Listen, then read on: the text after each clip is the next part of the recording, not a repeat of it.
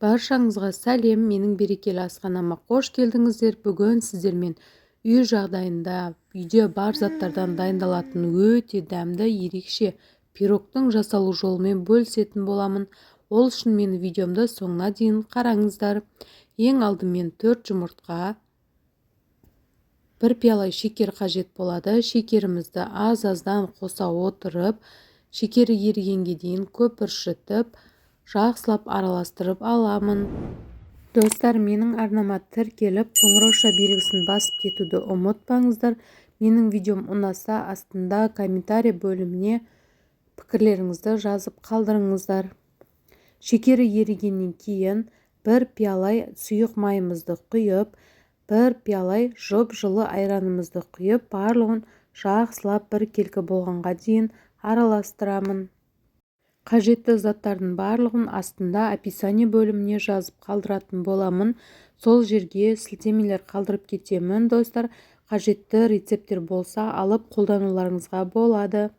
Барлығын осылай жақсылап араластырып алғаннан кейін ұнымызға кішкене разрыхителімізді қосып, онымен бірге араластырып жіберіп, електен өткізе отырып, аз-аздан ұнымызды қосып, массамызды біркелкі болғанға дейін араластырамыз.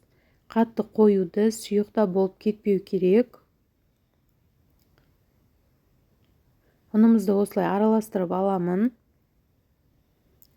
Қатты қою болып кетпеу керек массамыз. Сол кезде өте әдемі, биік болып көтеріліп шығатын болады. Іші түйіршіктеніп қалмау керек, барлығы біркелкі болу керек.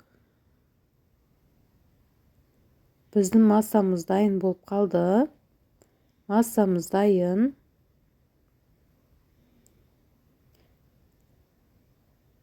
Қалбымыздың ішін жақсылап майлап алдым. Осылай массамызды құйып, қызып тұрған 180 градус пеште пісіріп аламыз. Өте биік, керемет болып шықты. Дәмі өте дәмді, достар. Жасап көрулеріңізге кеңес беремін. Жасап көріп, комментарий бөліміне өз пікірлеріңізді қалдырып кетіңіздер. Пирогымыз дайын болды. Мен үстіне шоколадты ертіп қостым. Өздеріңіз әсемдік үшін әртүрлі қалауларыңыз бойынша безендіре бересіздер. Достар, менің видеомды соңына дейін қараған болсаңыздар, сіздерге алғысым шексіз.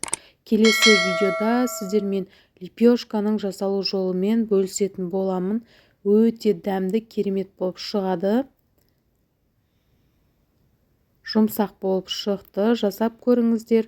Келесі видеода кездескенше сау болыңыздар.